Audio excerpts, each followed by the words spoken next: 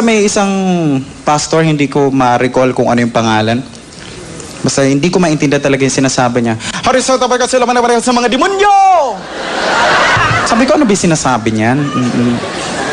Harisota ba kasi sa mga diablo?